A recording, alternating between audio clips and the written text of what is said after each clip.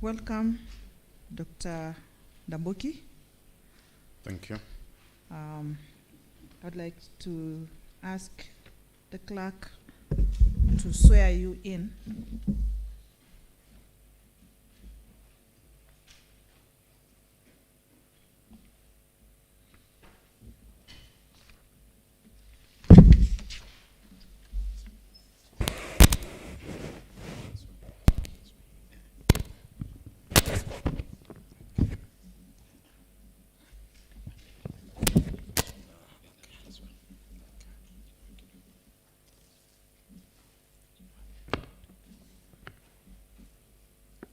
I, Victor Muya Ndambuki, solemnly affirm that the information I'm going to give before this committee is the truth, nothing but the truth, so help me God.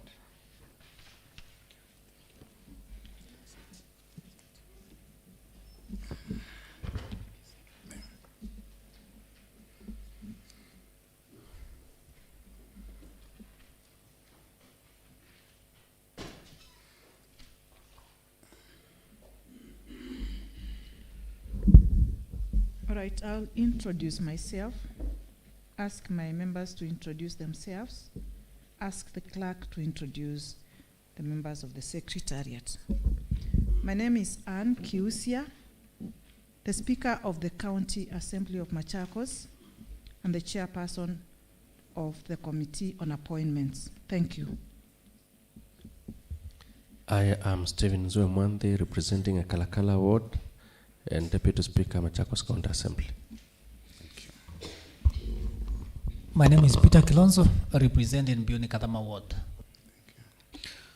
I'm Jackson Daka, representing Tala ward, Deputy Majority Leader of the County Assembly of Machakos. Good afternoon, Daktari. Good afternoon. My name is Nicholas Nzioka, MCA, Machakos Central Ward, and also leader of the majority party in the House. Thank you. Karibu Daktari, my name is Winfred Mutua, representing the special elect. Yes, thank you. Welcome, Daktari. Thank you. I am Francis Kitaka, representing Dalani Ward. Good afternoon. Francis Wambua Kavyu, Kinani Ward, Deputy Minority Leader. Thank you. Karibu sana Daktari. My name is Brian Kisila, representing Great People of Mwala. Jambo, sir. Si jambo. Yes, my name is Judas Mbilindawa, MCA from Matu Ward and the leader of minority side in this county assembly. And welcome. Thank you. Welcome, Dr. Ndambuki, to this vetting process. My name is Joseph Mutisia, the clerk of the assembly, and with me is Mr. Dennis Mosioka, deputy clerk legislative. Then I have Mr. Muthui, director in charge of legal. I have Mr. Mosioka, director in charge of procedure. I have Mr. Masela in charge of research. Then I have two clerk assistants, Susan Kiluba and Harrison Molonzi. Then I have Lewis Moki, researcher. Then I have the Sanjira Terms, Jonathan Muli. Welcome. Thank you. Thank you. I wish to start by putting my question to you. And the question is, I would like you to introduce yourself.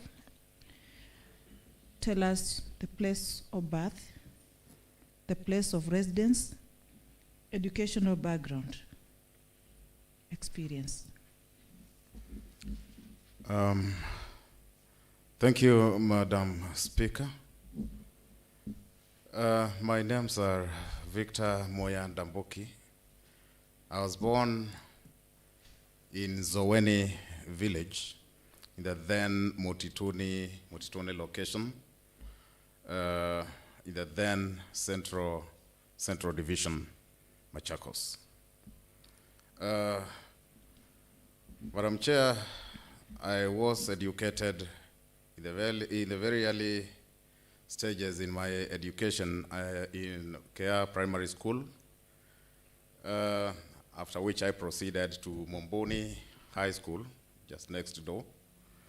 after which I proceeded to the University of Nairobi for my Bachelor of Commerce degree.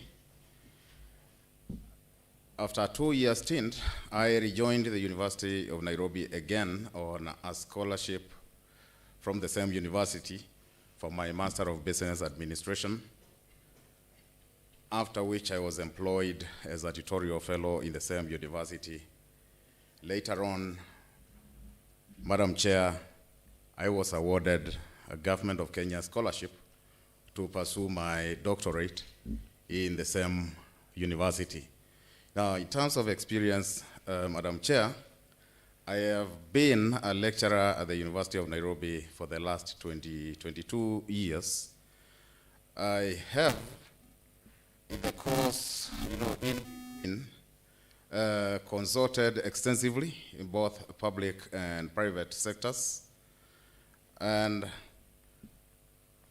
I have, in between, accumulated quite a bit of experience in terms of management, strategic management, leadership, so to speak, Madam Chair. Thank you. Thank you very much. May I call upon the next member to put across their question? Yes, I think it's Ndambuki. What will be your role as county secretary?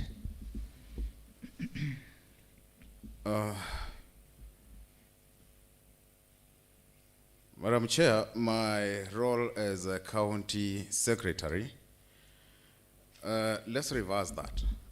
Secretary of the county. Now, so interrogating it from the basis of what that entails, then as a secretary to the county, then the holder of that position will be in charge of organizing government business. The order of that office will be the head of public service in this county. And as the county secretary, the occupant of that office becomes and remains the custodian of the county assets. Now, case in which at any one particular time, as the county secretary, you're supposed to have a very clear view of where the county is in terms of the assets, where are the documents of ownership, where are they stored, what is where, so to speak. And additionally, the secretary is also supposed to take minutes during cabinet or county executive committee meetings and retain custody of the said minutes. And follow up to that, the county secretary is also supposed to liaise with the persons who are supposed to implement the issues deliberated by the county executive committee and follow up on the implementation of the same. Madam Chair. Thank you. Next member. Thank you. Thank you, Madam Chair. Dr. Your name suggests victory. True, sir. I'd imagine you know where we are as a county. What would be, the things you want to achieve in your first year as a county secretary, if given the chance? Very well, Madam Chair. Now,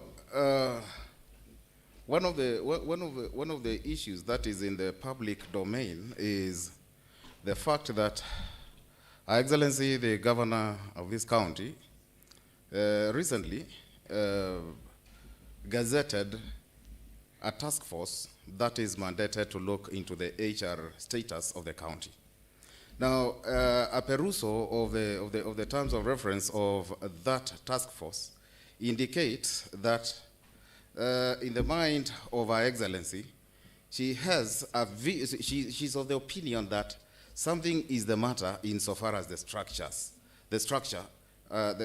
HR structure in this county is concerned. Now, as the county secretary, I want to take the position that in the first few days, in the first 1 year in office, reorienting, rechecking, the refocusing, the structure of the county is of essence. Now, because yes, you have a workforce, but how is that workforce structured? Is it structured with, purposely with outcomes in mind? Is it a structure that becomes an impediment to the delivery of expectations or services to the public? Now, is it an enabling structure? One. Now, secondly, we have, it is in the public domain, again, that we have employees in the public service who share, for example, payroll numbers, who share account numbers, and that kind of stuff. Of course, this is unacceptable, and as a priority, these are some of the issues. This is one issue that, as a county secretary, has to be checked, and if that is the position, then that must be brought to an end and corrected. Now, those are payroll issues. The payroll must be interrogated and corrected. Now, I would also want to imagine that I'm also a consumer of services in the county as a member of the public. Now, there is this feeling that the employees are just there, disinterested, apparently uninnovative. Now, what is it that needs to be done to reinvigorate the public service in this county? Now, as a county secretary, I want to sit back and ask myself difficult questions on why these public servants, these public service officers are the way they are, and what we can do to to get them on a different direction in terms of their view of what they're supposed to be doing. Now, and in addition, Madam Chair, I'll also want to imagine that there is the question of meritocracy. Now, my hypothesis, my feeling is that probably the reason why there is so much disengagement of the officer, from the office, from the tasks, is sort of lack of meritocracy. Promotions that may not be merited. Promotions that may not follow the process, the policy. Now that, Madam Chair, will be a snippet of my imperatives in the first year as a county secretary.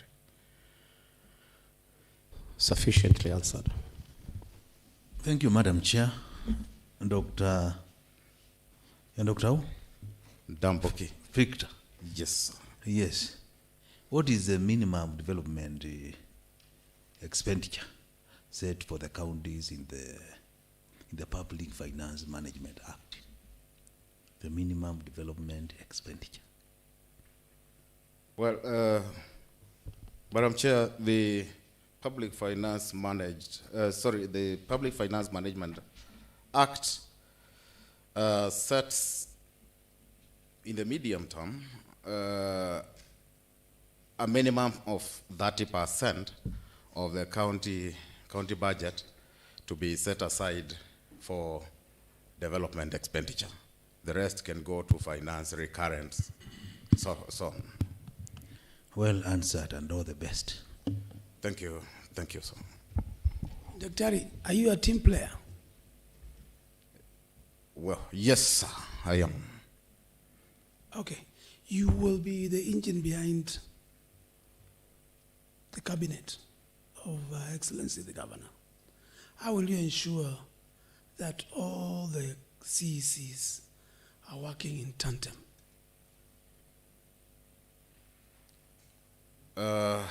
Thank you for that question, Madam Chair.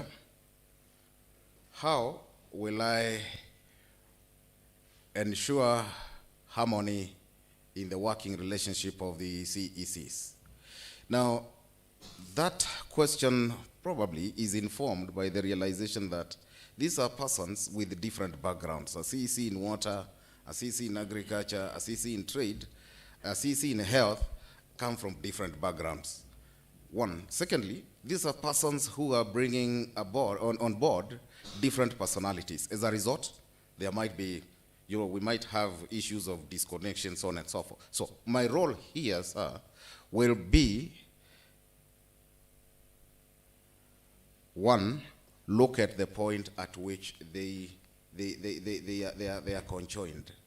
Now, for instance, if we have a road that needs to be done, now that is a project that could touch on several CECs, or the dockets of several CECs: environment, finance, transport, infrastructure. How now the thing is, each of these CECs has a role to play here. Now, to make sure these people sit down and agree, you put the issue ahead of them, and with the time, you build the spirit of looking at the goal, not side issues, not looking at who is tabling the issue at hand, not looking at where it has come from, but looking at the outcome. Now, the moment you collectively pull towards the same position, ignore anything else, differences in personality, differences on perceptions, then it is possible to focus the energies of everybody towards the same outcome. It may be a challenge, of course, given those two initial statements, the backgrounds, personalities, but it can be done. The moment they realize, they trust you, and they realize that you are playing your role impartially, then they'll be able to sit down and you play the neutral arbiter. Thank you. It's a keyword, neutral arbiter. Thank all you. All the best, Daktari. Thank you. Okay, Daktari, what are the challenges facing the county public service?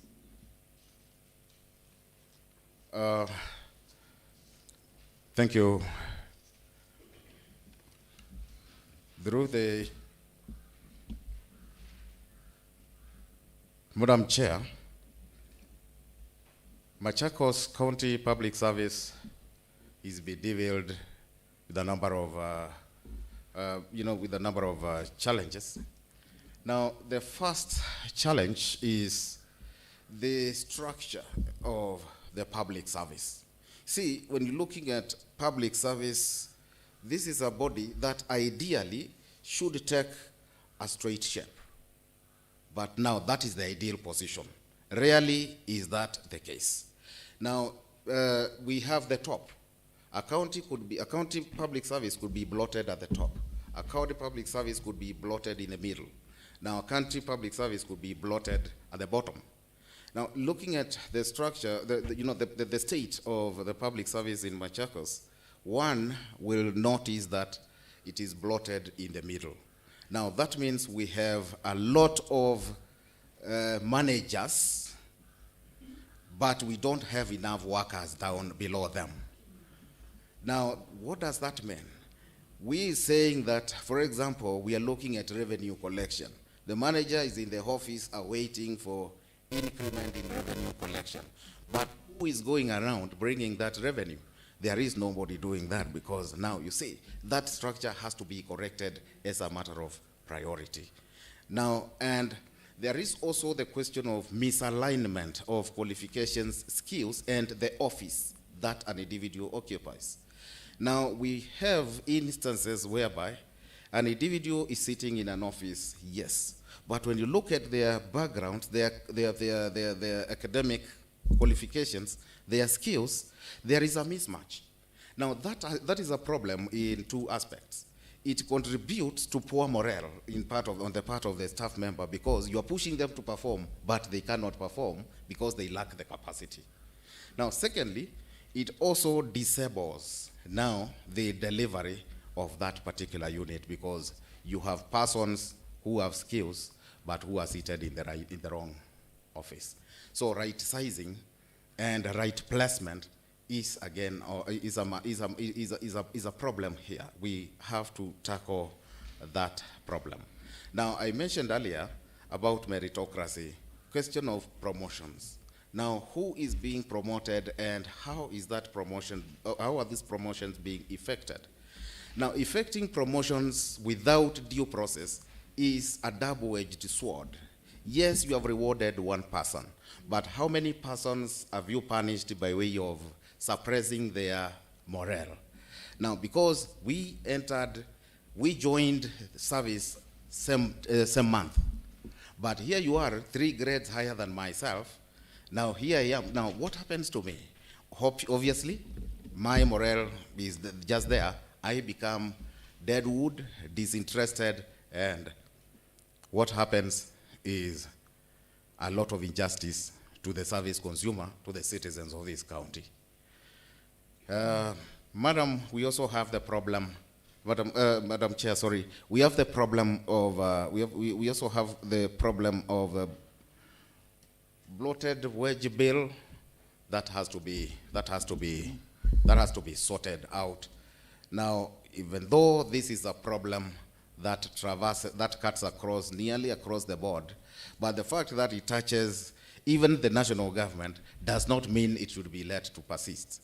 A solution to it must be sought as a matter of urgency, and probably the solution here might lie in interrogating the allowances we are giving. Are we probably giving allowances unduly? Are we giving, what about these promotions here?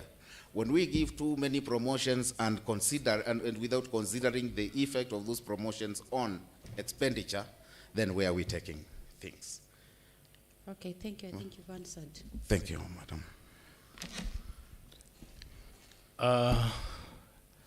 Dr. Muya, Yes, there is what we call public participation, and being a constitutional requirement in public service. In your position as county secretary, what will be your role in ensuring that the executive adheres to the public participation policy?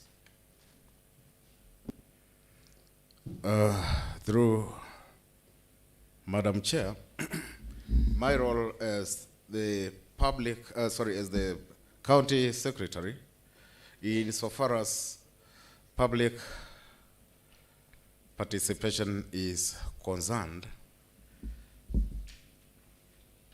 I do recognize that one of the roles of the office of the county secretary insofar as public service is concerned is, public participation is concerned is facilitative. Now, the office of the county secretary must be seen to be facilitating the public participation events by ensuring that the forums and the venues are there.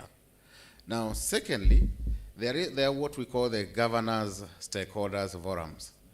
Now, it is incumbent upon the county secretary to organize and indeed spearhead the formation, and take charge of the discussions that take place during those governors' stakeholder forums.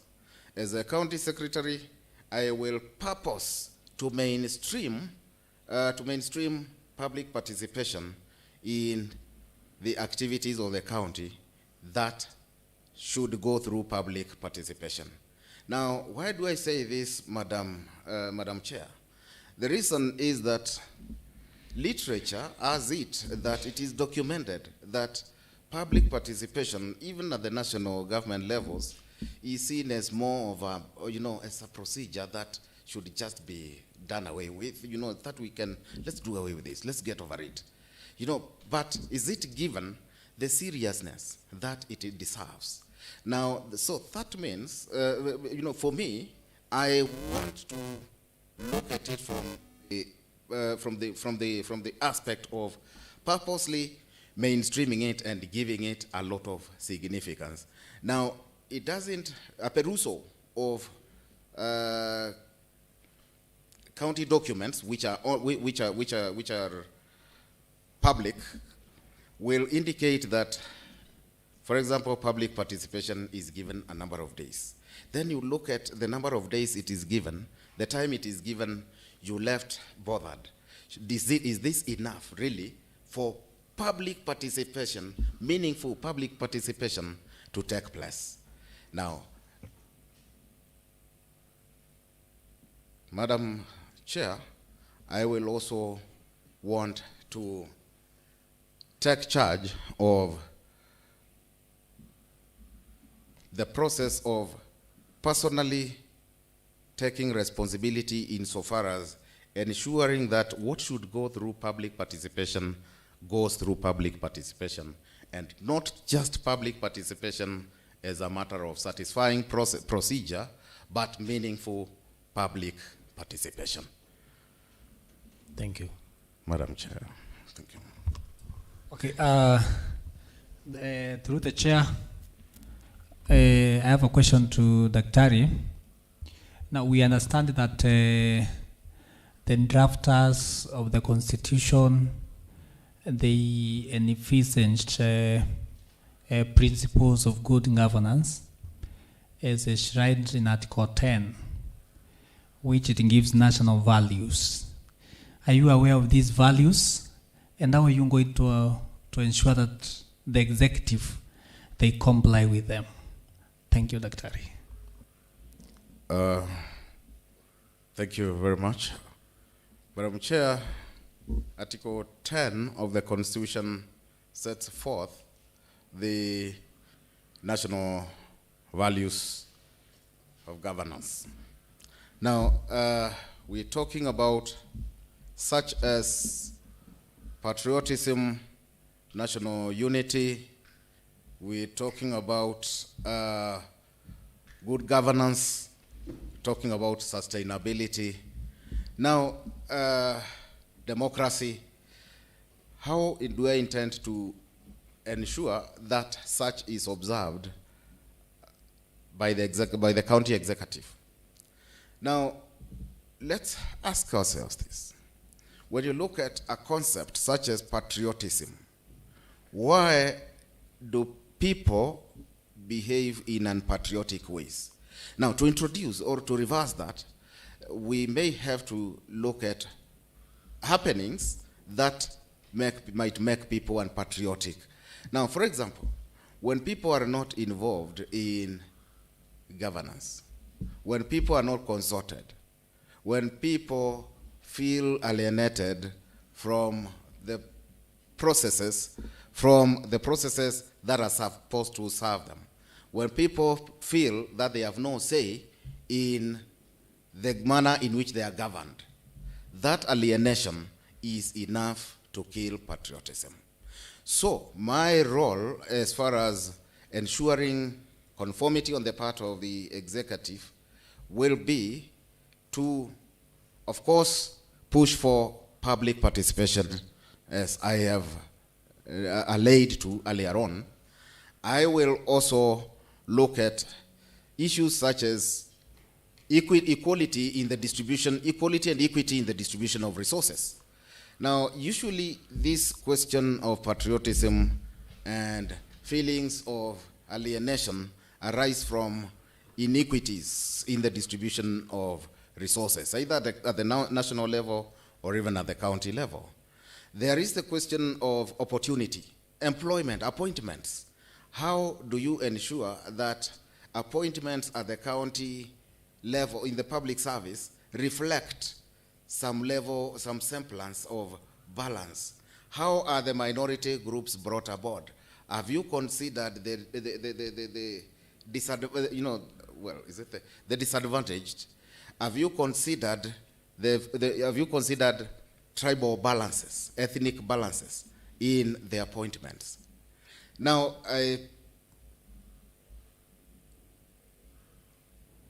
I submit that from where I sit, the county executive must be seen to be practicing a lot of fairness, equity, and democracy for it to really be fulfilling the predictions of Article 10 as envisaged in the Constitution. Okay, thank you so much. Thank you, sir. Daktari, having had an interaction with you at the School of Business sometimes years ago, I know you possess a lot of wealth in terms of experience. To the people of Machakos, what should they expect from you if you are approved for the position of the county secretary? Very well. Through Madam Chair, first I humbly, I feel honored that you know me at least from that end. Well, my experience will be will translate to tangible benefits for the county government of Machakos in multiple ways. Now, one, I want to imagine we can we can ask ourselves a few questions here as far as funding county operations are concerned. Now, to what extent does this county appear to be reliant on external sources of revenue or funding, such as the donor community, the donor partners? Now, to what extent really are we funding our operations by use of that? Now, it is my submission that bringing me in as the county secretary will jumpstart that in a big way, given that I have a lot of experience with donor, grant proposal writing and proposal presentations to the members of the donor community. Now, I also bring aboard policy research and analysis skills. Now, I consider myself, and I'm indeed considered out there, an expert in strategy formulation and strategy implementation. Now, as far as especially the SMEs are concerned, which I believe are big business in Machakos County, now I bring in a lot of wealth, a lot of experience in so far as managing, bringing up, maturing small businesses, and somehow babysitting them to prosperity. I think I bring aboard a lot of credentials in relation to that. Thank you. Thank you. And all the best. Asante. Daktari, yes. If you get the appointment, I believe you will be the secretary to the governor's cabinet. True. Aware of the high rate of unemployment our youth are facing, and what policies will you going to bring on board, maybe to increase the wealth creation within the county to cater the latter? Thank you. Madam Chair, in addressing the unemployment challenge in our county, I wish to submit that I want to look at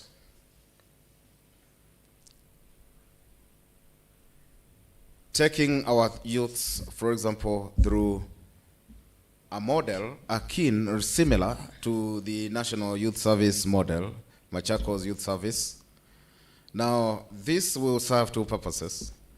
Purpose number one, give them employable skills. And secondly,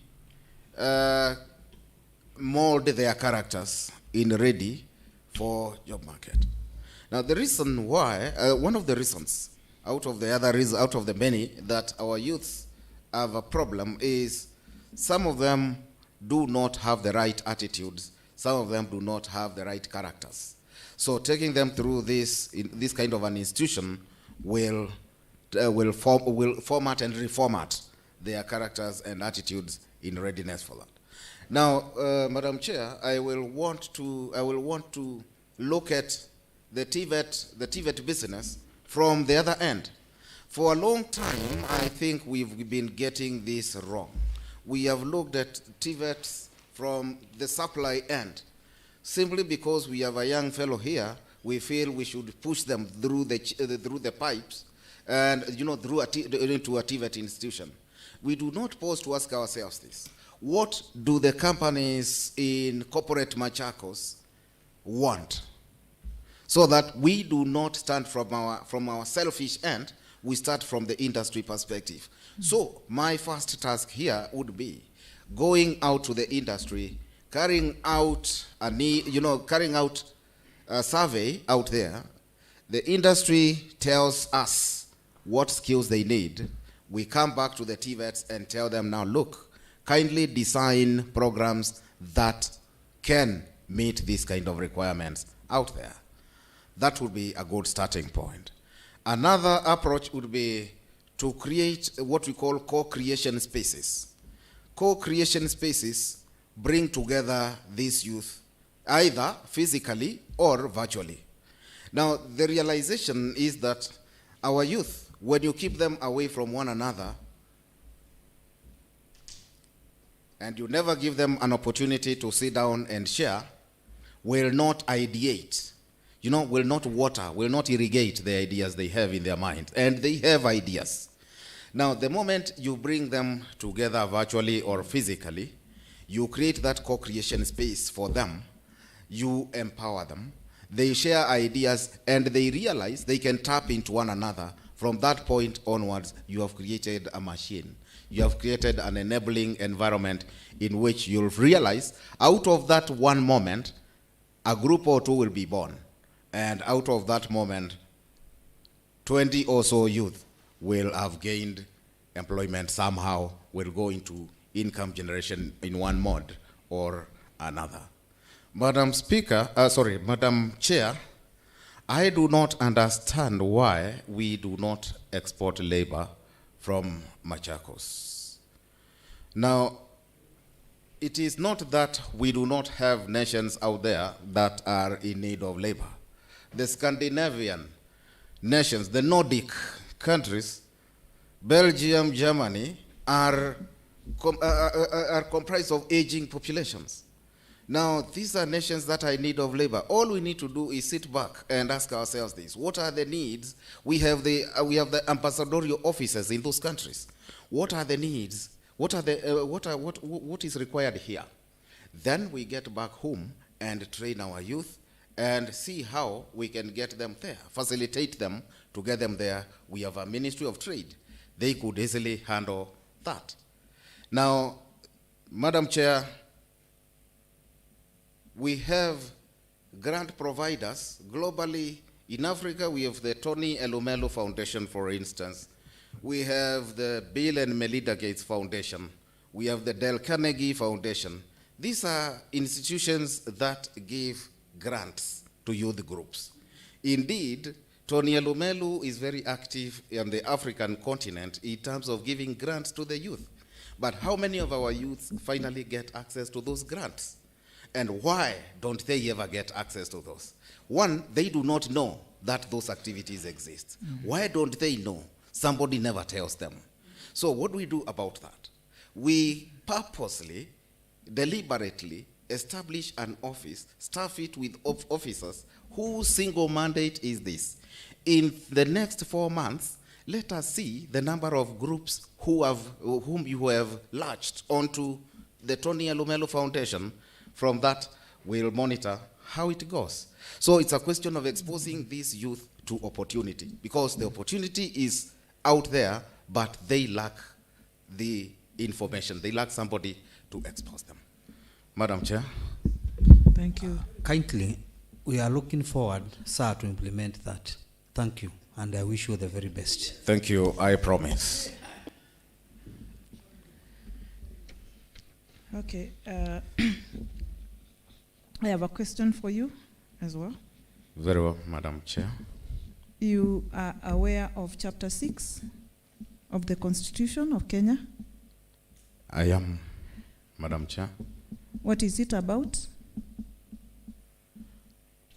Chapter 6 is about integrity in office, suitability of, suitability of the of an applicant to hold the office they are applying for. Are you compliant? Yes, Madam Chair, I am compliant in relation to Chapter 6. Thank you very much, Daktari. And we have come to the end of this session. I would give you an opportunity to say something, comment. Yeah, proceed. First, Madam Chair, let me honestly proffer my appreciations to you and to the honorable members of this panel for the opportunity you've given me to make my presentation to you. And my promise is, if you're looking forward to seeing the likes of Tony Alumelu benefiting our youth, I can promise you it will happen under my watch. Thank you very much. Thank you very much. Thank you. Now we can release you. Go well. Thank you. God bless. Carry your documents, original, don't leave them behind. Thank you. Thank you, members. Thank you.